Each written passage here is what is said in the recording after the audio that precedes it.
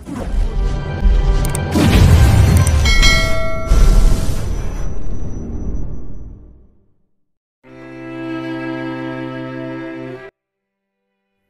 Zenaya ay pasensyosong naghihintay sa balita ni Mr. Santos. Naroon lamang siya sa kanyang office, nakatingin sa kanyang cellphone habang naghihintay ng tawag ng matanda. Maya-maya ay mabilis na nakatanggap ng mensahe si Zenaya, kaya mabilis niyang kinuha ang telepono at binuksan ang XYZ app niya. Galing yon kay Mr. Santos kaya sobrang excited siyang makitang nasa loob. Nang ma-open niya ay kaagad niyang binasa ang konteksto ng mensahe. Dr. Miracle, mukhang sobrang hirap ng taong pinapahanap mo. Ni hindi ko matrace kung nasan siya ngayon. Simula nang ma-discharge si Brian Abone sa hospital na pinagtatrabahuhan mo, ilang linggong nakalipas ay bigla na lamang itong nawala na parang bula. Tiningnan ko na rin ang transaksyon niya kung saan nga ba siya pumupunta. Ngunit wala akong makuha dahil wala na nag-e-exist na Brian Abone after niyang mawala. Hindi kaya patay na itong lalaking pinapahanap mo? Idagdag pa na hindi ko rin matukoy kung sinong mga magulang ng lalaki at baka matunugan pa ng mga tauhan ko. Lahat na ng paraan para mahanap ang lalaking yun ay ginawa ko na.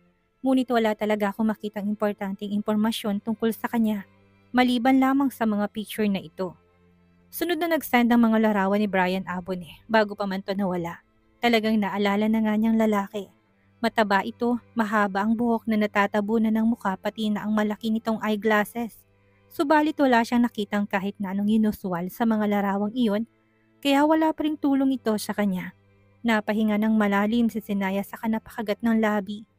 Si Brian Abone, ang taong ito ay bigla na lamang nawala na parang bula. Saan nga ba ito pumunta? Talaga nga bang patay na ito kaya wala na itong record? Napahilot ng sintido si Zenaya dahil bigla namang sumakit ito. Kung talagang si Brian ang may pakana ng lahat ng karumal-dumal na krimen noon, nasaan na siya ngayon? Napapikit siya ng mariin na biglang naalala niyang imahe ng kanyang lola habang nakahiga ito sa surgery at wala ng buhay. Ang pagbalik niya noon sabay ng pag-perform ng surgery niya at ng aksidente ni Kit Joaquin. Talagang lahat ng ito ay para bang konektado. Humigpit ang paghawak ni Zenaya sa kanyang telepono. Mas lalo niyang pinaghihinalaan ang lalaking yon. Sigurado siyang aksidente ni Kit Joaquin ay hindi talaga aksidente kung hindi planted na yon. Sa gitna ng malalim na pag-iisip ay biglang nanginig ang katawan ni Zenaya. Ang kanyang dibdib ay lumalakas na rin ng tibok dahil sa takot na baka may mangyari na namang masama sa asawa niya. Kahit na anong mangyari, kailangan niyang mahanap si Brian. Kailangan niyang maunahan ng lalaki kung totoo mang ito ang may pakana ng lahat. Mabilis siyang napatayo upang pumunta sa silid ng asawa niya. Bigla siyang nakaramdam ng pagpanik na baka ngayon ay nasa panganib ng buhay nito. Nang makalabas siya sa kanyang office ay bigla siyang nakaramdam ng pagkahilo. Napakapit siya sa puting pader at tila ba may lindol siyang nararamdaman dahil ang paligid ay nagsimulang magyanig. Huminga siya ng malalim at takmang maglalakad na sana. Subalit nabigo siya dahil naging parang lantang gulay ang kanyang mga paa. Sa pagkakataong iyon, hindi niya kinaya pang hilot, alam niyang babagsak na siya sa sahig. Mabilis niyang nirapak ang kanyang tiyan na nagsisimula ng umumbok at napapikit ng mariin dahil babagsak na siya sa sahig. Ang mga tao namang nakakita ng pasyente, doktor at nurse ay nagsipanik na makita si Sinay nakahiga sa sahig. Kasama sa mga nakakita sa babae sina Liam at Kendricks. Nang makita ni Kendricks na nakahandusay si Sinay sa sahig ay hindi siya nagdalawang isip na puntahan ng babae. Takot na takot siya nang makitang babae sa ganong estado kaya mabilis ang kanyang kilos na dinaluhan at niyakap ang mahigpit ang babae. Ngunit nang abutin na sana niya si Sinaya, may biglang puwersa siyang naramdaman hanggang napunta siya sa gilid ng pader. Kumunot ang kanyang noo nang makitang isang lalaking lumapit kay Sinaya at kinargang babae. "Alis! Alis kayo sa dinaraanan ko!" Sigaw ni Liam habang nagmamadaling ipinasok ang babae sa emergency room. Sa sobrang gulat ay hindi nakapag-react si Kendricks at nang matauhan ay winaksi niya ang nararamdaman niyang inis dahil nangingibabaw ang pag-aalala niya sa babae. Nang matapos idala si Liam si Sinaya sa emergency room at makita inasikaso ng mga doktor, ang babae mabilis siyang tinawag si Joaquin upang sabihin ang sitwasyon ngayon ng asawa nito.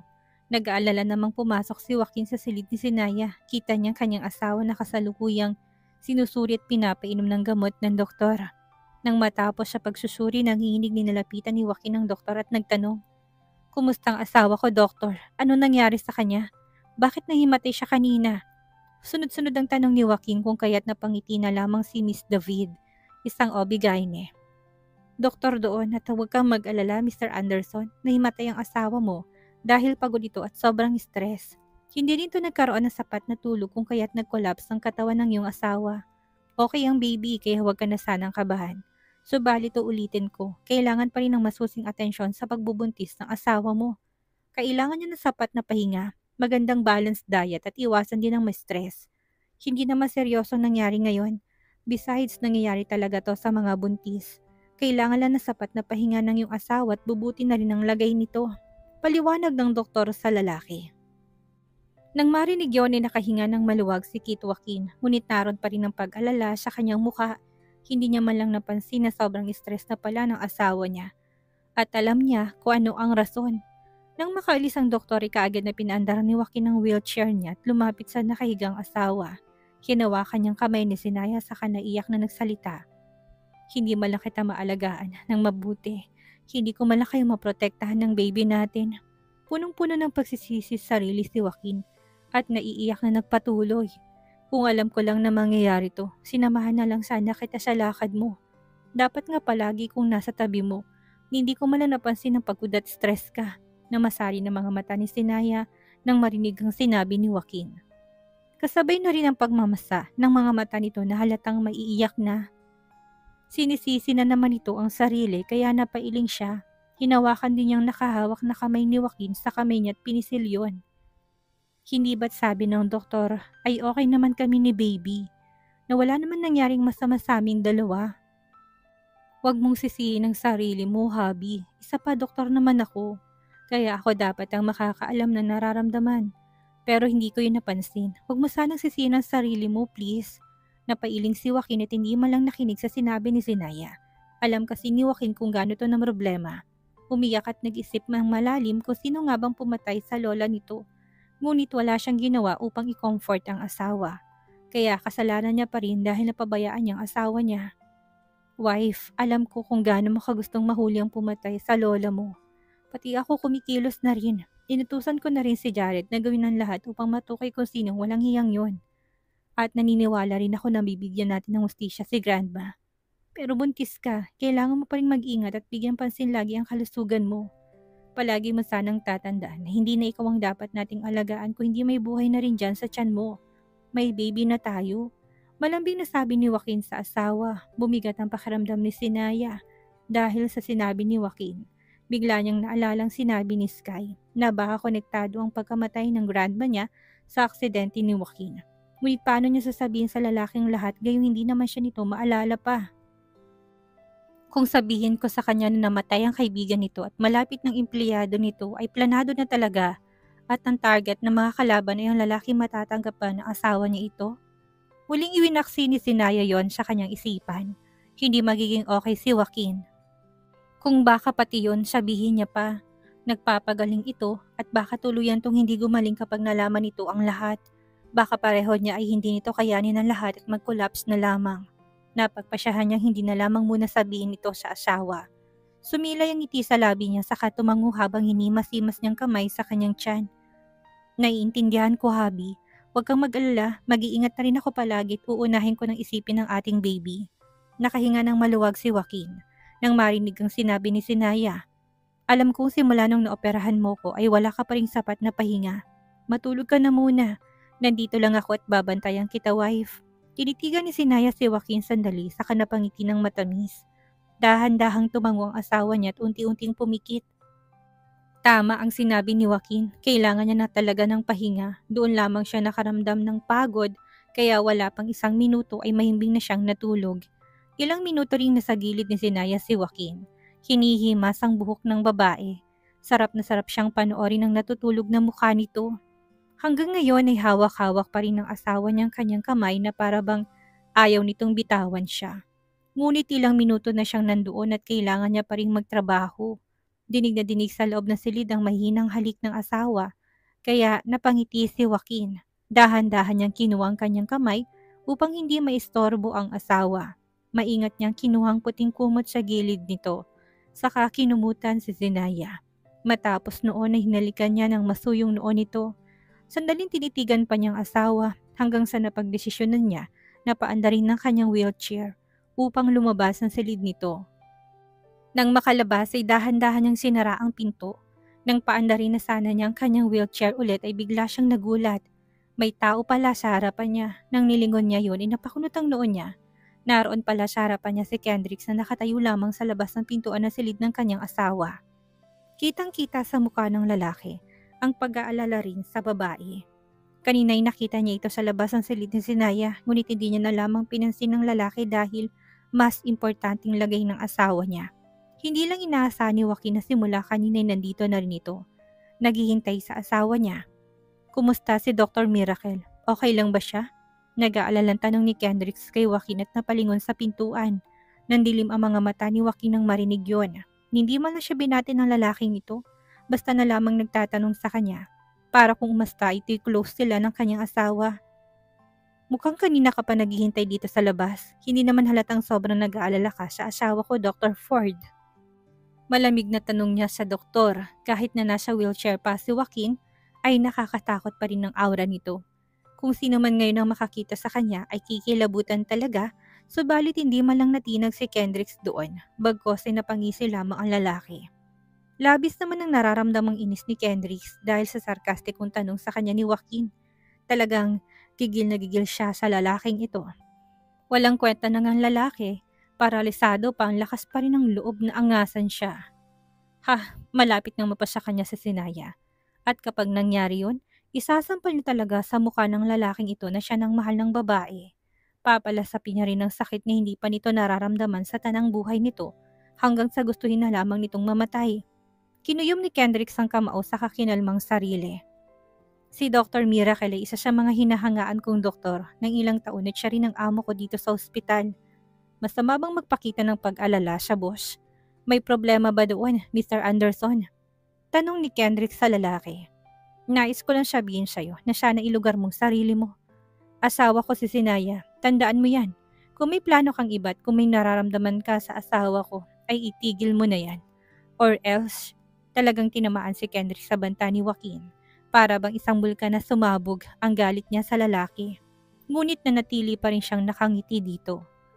Mr. Anderson, mukhang nag-aalala ka na naman ata. Nag-overthink ka ba? Sa tingin ko naman ay okay na si Dr. Miracle, kung kaya taalis na ako. Nang matapos sasabihin yun ay kagad na umalis si Kendricks nang basta-basta na lamang. Hindi na niya hinintay kung ano pang sasabihin ng pilay na yon. Sa sandaling tumalikod siya sa lalaki na walang ngiti niya sa kanyang labi nang malaman ni Mrs. Anderson na nahimatay si Zenaya, ay nagmamadaling pumuntang matanda sa ospital. Dala-dalang hawak ng mga bitamina sa kamay nito at nilapitan ng babae na ngayon ay nakahiga sa kama nito. Zenaya anak, anong nangyari sa'yo? Bakit nahimatay ka? May problema ba? Nag-aalalang tanong ni Mrs. Anderson. Nilapag na matandang isang paper bag na puno ng mga bitamina sa mesa sa gilid ng kama ni Zenaya.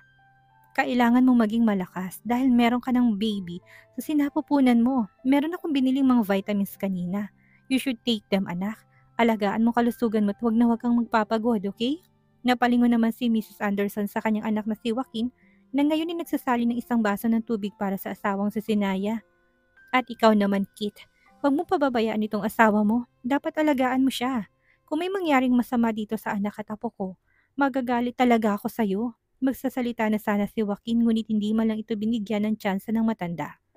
Naku anak, kailangan mo bigyan ng pansin ang kalusugan mo. Tingnan mo't nangangayayat ka na. Napaka-importante ng kalusugan sa mga buntis. May buhay na sa loob ng tiyan mo, kaya palagi mong tatandaan at iisipin ng bata. Palagi mong tatandaan na kumain ng masusustansyang pagkain, pati ng vitamins sa binili ko sa'yo, inumin mo rin. Mag-exercise ka rin. Lakad-lakad palagi para naman kapag lalabas ng apo ko, hindi ka mahirapan. Naintindihan mo anak? Halatang-halatang pag-aalala ng matanda kay Zenaya, imbis na mairita sa kadaldalan at ka-OA-han ng kanyang manugang inakaramdam ng panlalambot ng puso sa Zenaya. Napatango siya sa matanda sa kanginitian ng matamis ito. Opo, mommy. Tatandaan ko pong lahat ng sinabi mo. Si Joaquin naman ang lumapit kay Zenaya at pinainom ang asawa ng tubig at nagsalita. Huwag kang mag-alala, mom. Alagaan ko ng mabuting asawa ko at ang anak namin. Tumango ng paulit-ulit si Mrs. Anderson na para bang nasisiyahan sa narinig. Tama, mabutit naiintindihan niyo ko. Hay, naalala ko na ipinagbubuntis ko si Joaquin. Sobrang nahihirapan ako noon dahil ang laki-laki ng ulo. Mabilis na pinutol ni Joaquin ang sasabihin ng kanyang ina. Mami, naikwento mo na yan sa amin. Paulit-ulit ka na naman. Napahala ka kamatanda pati ng asawa niya si Sinaya. Ganun ba? Hay naku, makakalimutin na talaga ako. Napuno ng halakhakan ng loob ng silid nang makitang close na rin ng asawa niya at ang kanyang ina ay napangiti ng matamis si Joaquin. Dahan-dahan siyang umalis sa loob dahil kinakausapan ng kanyang ina ang kanyang asawa.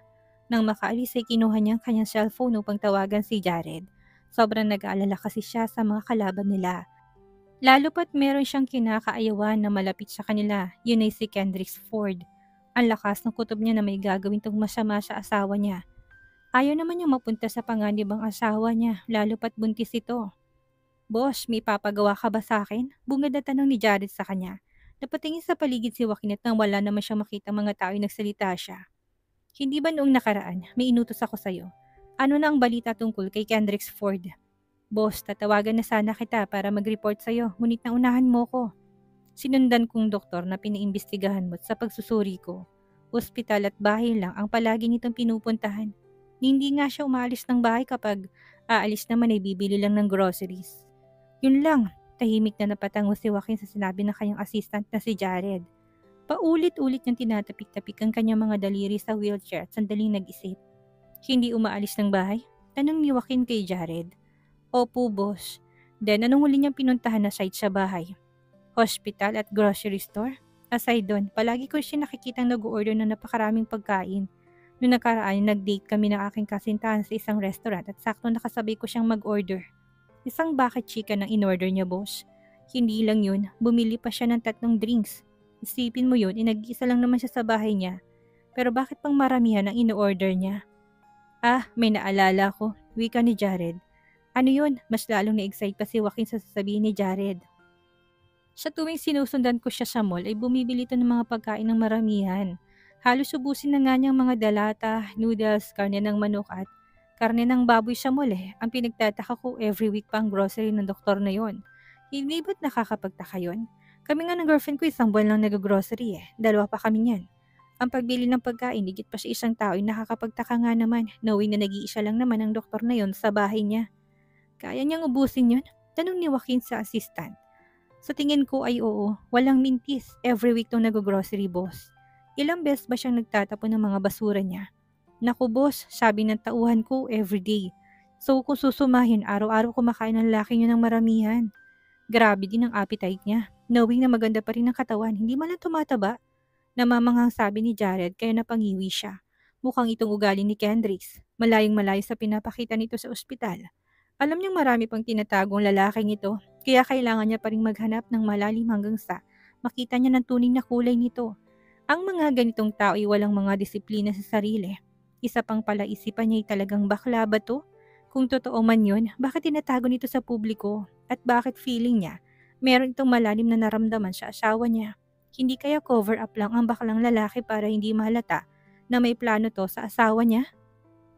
Na hindi siya dapat kabahan dahil ang gusto nito ay isang lalaki at hindi naman ang babae. Kung ano man ang rason ng lalaking ito ay dapat ay mag-ingat siya. Ang taong ito'y nagbabalat sibuyas at hindi makapagtiwalaan. Jared, pakireport sa akin kung sino-sinong mga lalaking nakakasalamuhan ni Kendricks Ford at kung anong mga tipo nito sa lalaki, utos ni Joaquin sa assistant niya. Fortunately, meron na akong report about dun, boss. Kadalasang nakikita kong nakakasalamuhan niya yung mga malalaki ang katawang lalaki. Kadalasan din na nakikita ko siya sa gym. Sagot naman ni Jared kaya naman napaisip ng malalim si Joaquin. Malalaki ang katawan? Napangisi si Joaquin dahil siya naisip niya plano. Sige, maraming salamat Jared. Ipagpatuloy mo lang ang pagmamatsyag sa kanya. Kung merong bagong report ay huwag kang magdalawang isip na sabihin o kaya tumawag sa akin. Masusunod po, boss. Matapos na ibaba ang tawag ay agad na may tinawagan ulit si Joaquin. Ilang ring lang ay sumagot na lalaki sa kabilang linya. Hello, Kuya Kit. Aba, long time no tawag, natatawang sabi ni Luke sa kanya. Minsanan lang kasi siyang tumawag sa tukmol na to. Huminga ng malalim si Joaquin at sinabi kaagad ng pabor niya sa lalaki. Mahihingin sana akong pabor sa'yo. Kung pwede lang at kung hindi ka busy. Nang marinig ang salitang pabor, ikaagad na sumagot si Luke. Oo naman, kapatid ka ni Thunder at tinuturing na rin kitang kapatid kahit hindi man tayo nila Thunder magkadugo. Isa pa, nang bata pa ako, palagi mo akong pinagtatanggol sa mga umaaway sa akin. Kami ni Thunder at kapag naman pinapagalitan kami ni Thunder ng Lolo General, ay tinutulungan mo pa rin kami at pinagtatakpan. Ang pagtulong sa'yo ngayon ay hindi big deal sa akin. Ako nang bahala kahit na anong pabor pa yan ay gagawin ko, Kuya Kit. Determinadong sabi ni Luke sa kanya. Napangisi naman si Joaquin sa narinig. Gusto ko sanang subukin ng isang lalaki at ikaw ang naisip kong makakatulong sa akin. Hindi naman pwedeng kapatid ko. Dahil kilala nito si Thunder. Ikaw na kaibigan niya alam kong hindi nito kilala. Wait, subukin? Sino? Curious na tanong ni Luke. Isasend ko sa yung pangalan at picture nito. Nang maisan ni Joaquin ng larawan ay bumalik siya sa pakipag-usap kay Luke. Na-receive mo ba? Tanong niya pa sa lalaki. Oo, anong gagawin ko sa kanya? Tanong ulit ni Luke. He's a gay. Gusto ko lang i-verify kung totoo nga bang bakla talaga siya. Gusto kong gumawa ka ng paraan para makausap siya at mapalapit sa kanya. Alam kong suki ka palagi sa gym at ang lalaking ito'y palagi ring pumupunta ng gym. Huwag ka sanang magpapahalata na sinusubukan mo lang siya. You have to act normal in front of him. At pakisuri na rin kung anong mga kinikilos niya sa tuwing malapit kayo sa isa't isa. Tinitigan ni Luke ang larawang sinend ni Joaquin. Nang marinig ang sinabi ng kaibigan niya na pasingkit ng mga mata niya, natahimik siya biglat na paawang ang labi. Gusto mong i-test ang lalaking ito kung tunay ba tong bakla? Tama bang naririnig ko, Kuya Kit? Yes, malamig na sagot ni Joaquin sa kabilang linya. Hindi naman siya pagja-judge. Mukhang parang kriminal naman ang lalaking to. Napakasama akong tumingin eh. Isa pa, nakakatakot pang mga mata. Talagang bakla bang lalaking to? Sambit ni Luke habang unti-unting lumukot ang gwapong mukha. Kaya nga gusto kong subukin mong lalaking yun. Ikaw lang talagang naisip ko na makakagawa nito. Ikaw lang kasing alam ko na hindi pa niya kilala na malapit sa amin ng aking asawa. Sabi ni Joaquin kaya napakunot ang noo ni Luke. Ako? Matanong lang, ano nga bang dahilan kung bakit mo gustong itest ang tunay na kasarian ng lalaking to? Curious sa tanong ni Luke. Pasensya na pero hindi ko pwedeng sabihin sa'yo to ngayon. Nasa corridor kasi ako ng ospital at baka may makarinig sa akin. Kung tutuusin, kanina pa hinihinaan ni Joaquin ang kanyang boses at baka may makarinig sa pinag-usapan nila ni Luke. Mahirap na't mabuliliyaso pa. Ang plano niya, kung hindi lang nag-uusap sina Zenay at ang kanyang ina sa loob ay hindi naman siya lalabas. Sandaling natahimik si Luke at malalim na nag-isip. Talagang gusto niyang tulungan ng kaibigan, ngunit ang mag-engage sa isang homosexual ay hindi niya pa nagawa. Napahinga ng malalim si Luke sabay, gusto niya pa rin makatulong sa kaibigan kung kaya't susubukan niya. Since tinuturing naman na kitang kapatid, sige, tatanggapin kong pabor mo. Huwag kang mag-alala, ako nang bahala sa lalaking ito. Just send me the address of the gym, kuya. At agad akong pupunta doon. Seryosong sabi ni Luke matapos na mag-isip. Nang marinig ang sagot ng kaibigan ay kaagad na napangisi si Joaquin. Salamat Luke, hindi nga ako nagkamali sa paghingi ng pabor sa'yo. Alam kong hindi ito madali, subalit malaking tulong na ito sa akin. Huwag kang mag-alala, ibabalik ko rin ang naging tulong mo sa akin. Isasend ko na lang sa'yo kung saan ang lokasyon ng gym na yun sa email mo. Maraming salamat ulit Luke. Walang anuman Kuya Kit. Matapos ang usapan nila ilang minuto ring nag-isip ulit ng malalim si Luke kung tama bang tinanggap niyang pabor ng kaibigan. Subalit nakapangako na siya kay Kuya Kit niya. Napabuntong hininga si Luke at biglang namroblema. Hindi niya ata kakayanin na makisalamuha sa isang homosexual. Shit, mura niya't napasalampak sa mahabang sofa. Lintik, ano nga ba tong pinasok ko? Tumanggap ako hindi ko naman kayang gawin. Subalit nangako kasi siya. Okay lang sana kung babaeng itetest niya. Subalit isang homosexual na ni minsan hindi naman niya nakasalamuha pa. Ay talagang mahirapan siya doon. Biglang may pumasok sa kanyang isipan. Napatayo siya sa sofa at mabilis na bumaba, papuntang bar. Gideon!